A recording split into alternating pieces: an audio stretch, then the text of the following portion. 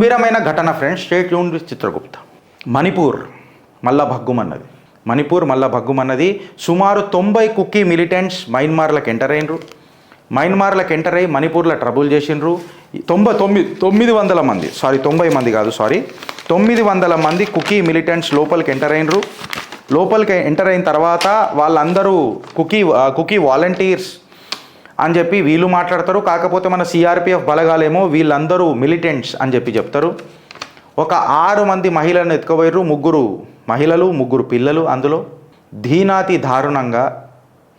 హీనంగా ఒక పలు చోట్లలో వాళ్ళ శవాలు దొరికినాయి. ఇవాళ ఏదైతే మన ఎన్డీఏ ప్రభుత్వం ఉన్నదో, ఎన్పీపీ తన మద్దతుని భారతీయ జనతా పార్టీకి విత్డ్రా చేసింది. అఫ్కోర్స్ ఎన్పీపీ విత్డ్రా చేసినంత మాత్రాన భారతీయ జనతా పార్టీ సర్కార్ పడిపోతుందని అంటే ఏం పడదు. 11 నవంబర్లో ఒక ఎన్కౌంటర్ జరిగింది. 10 మంది చచ్చిపోయినరు. అందులో కుకీ మిలిటెంట్స్ ఉన్నారని చెప్పి సిఆర్పిఎఫ్ మాట్లాడుతుంది. అండ్ మోర్ ఓవర్ కుకీ వాళ్ళేమో వీళ్ళు వాలంటీర్స్ అని చెప్తారు. మళ్ళీ వాలంటీర్ల దగ్గర ఇప్పటిదాకా సీజ్ అయిన అమ్యునేషనే తీసుకోండి, లేకపోతే ఆర్డీఎక్సే తీసుకోండి, ఎక్సెట్రా వాలంటీర్ల దగ్గర ఇవి ఎందుకు వస్తాయని అనేది మనం తర్వాత దీన్ని డిస్కస్ చేసుకుందాం ఫ్రెండ్స్. అయితే ఇక్కడ మొత్తం కంప్లీట్ ఏందనంటే వీళ్ళు డివైడ్ చేయాల్సిందే. ఇప్పుడు వీళ్ళు ఆలోచిస్తుంది ఏందనంటే మణిపూర్ అనే ఈ ప్రాంతాన్ని 2 భాగాలుగా డివైడ్ చేయడమే వీళ్ళ మెయిన్ ధ్యేయం. ఒక దిక్కేమో సనాతన ధర్మాన్ని ప్రేమించే మైతీలు, ఇంకొక వైపు ఏమో సపరేట్ రాష్ట్రం కావాలా, మా క్రిస్టియానిటీని మేము ప్రమోట్ చేసుకుంటాము, ఆర్ టు దట్ మ్యాటర్ అన్య మతాన్ని మేము ప్రమోట్ చేసుకుంటాము అని చెప్పి పోరాడుతున్న కుకీలు. ఒక దిక్కేమో ధర్మబద్ధంగా మేము ఉంటాము, ధర్మబద్ధంగా యుద్ధం చేద్దాము అని అనుకుంటున్న మైతీయులు, ఇంకొక దిక్కు ఏ రకంగానైనా నువ్వు ఒంగుతే నిన్ను అని మాట్లాడుతున్న కుకీలు. ఇప్పుడు ఇది ఎట్లుంటుందని అంటే నాకు ఒకటి అర్థం కాదు ఏందనంటే, Bharatiya Janata Party it's high time సెంటర్లో కూడా. ఇప్పుడు ఇది ఏదో భారతీయ జనతా పార్టీ వచ్చినాకనే ఇది మొదలైందా అని అంటే కాదు, ఇంతకు ముందు కూడా జరుగుతూనే ఉన్నది. ఇప్పుడు భారతీయ జనతా పార్టీ వచ్చిన తర్వాత ఎట్లయిందంటే ఐదర్ ఈ మంటలు భగ్గుమని లేచినాయి, లేకపోతే జర చల్లబడని అంటూ ఏం లేదు, మంట తక్కువ ఉన్నది అంతే. బట్ మండుతూనే ఉన్నది మణిపూర్, అందులో డౌట్ లేదు చెప్పడానికి. ఒక సివిల్ వార్ లెక్క దీన్ని పోర్ట్రే చేసిండ్రు. ఇట్లాంటి సిచ్యువేషన్ సేమ్ మనం మొన్న ఒక డాక్టర్ దుర్ఘటన జరిగినప్పుడు కూడా వెస్ట్ బెంగాల్లో వెస్ట్ బెంగాల్లో మమతా బెనర్జీ బెంగాల్లో చూసినాం. చాలామంది ప్రెసిడెంట్ రూల్ పెట్టాలా, కానీ చిత్రగుప్తుల మేము ప్రెసిడెంట్ రూల్ కంటే ఎక్కువ బెంగాల్ని 3 భాగాలుగా డివైడ్ చేయాలా, అదే ఒకటే సొల్యూషన్. బికాజ్ బెంగాల్లో మళ్ళీ మన ప్రెసిడెంట్ రూల్ పెట్టిన తర్వాత, రాష్ట్రపతి పాలన పెట్టిన తర్వాత ఆబ్వియస్గా మళ్ళీ 6 నెలల ఎలక్షన్ పోవాలా.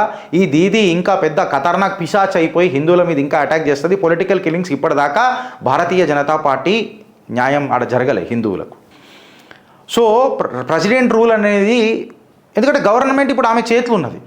అయితే నేనేమంటానంటే మీరు ఇక్కడ పెట్టాలనంటే, ఇప్పుడు మన మమతా బెనర్జీ బెంగాల్లో మీరు ప్రెసిడెంట్ రూల్ పెట్టాలనంటే ఆబ్వియస్గా ఈ ట్రైన్ అనేది, ఈ జర్నీ ట్రైన్ ఏదో ప్రెసిడెంట్ రూల్ ట్రైన్ ఉంటుంది కదా, అది మణిపూర్లో పెట్టినాకనే ఈడ పెట్టాలి. దీనికి ఇంటర్లింక్డ్ 2. ఇప్పుడు నేను ఈ మాట ఎందుకు అంటున్నానంటే, భారతీయ జనతా పార్టీ ఇంకా ఓపిక పెట్టడం అనేది కరెక్ట్ కాదు. మణిపూర్లో ఇది బగ్గుమని మండుతూనే ఉన్నది. ఇక పదును పెట్టాలా, దయచేసి పదును పెట్టాలా. ప్రెసిడెంట్ రూల్ వైపు అడుగులు వేయాలి. ప్రెసిడెంట్ రూల్ వైపు అడుగులు వేసినా ఇప్పుడు విశ్లేషకారుల వాదన, మీరు డాట్స్ కనెక్ట్ చేయండి, నేను మాట్లాడిన తప్పైతే మీరు దూషించవచ్చు. ప్రెసిడెంట్ రూల్ వైపు పెట్టినా సర్కార్ మన చేతిలోనే ఉంటుంది. బికాజ్ మన సర్కారే ఉంది కాబట్టి.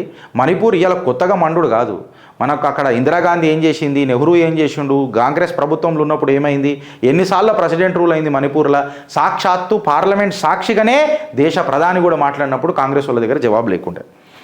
సో ఐడియలీ ఇది ఒకటి ఉన్నది. ఎస్, బట్ ఒక నరేటివ్ రన్ అవుతుంది మొత్తం దేశంలో ఏందనంటే, భారతీయ జనతా పార్టీ సర్కారు ఉన్న దగ్గరనే ప్రెసిడెంట్ రూల్ పడ్డది, మళ్ళీ పరిపాలన దక్షత ఏంది. బట్ నేనేమంటా, ఈ ఆరోపణ కంటే మన దేశ భూభాగం మనకి ఇంపార్టెంట్.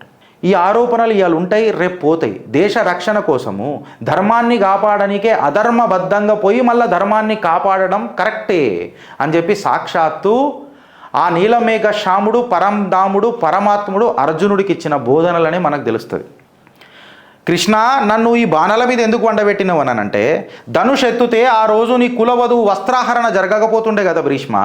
నీ ప్రతిజ్ఞ సింహాసనానికే కట్టుబడి అయిపోయింది కదా, అది ధర్మానికి కట్టుబడై ఆ రోజు నువ్వు ఇచ్చిన ప్రతిజ్ఞను తప్పి నీ ధనుష్ ఎత్తినుంటే ఆ ధనుష్లకే నీ బాణం నీ దుర్యోధనుడు ఛాతీల దించినుంటే ఒక కుల వధువుని నువ్వు వస్త్రాహరణ చేసినప్పుడు ఇచ్చిన మాట తప్పడం అధర్మం కాదు, ధర్మమే.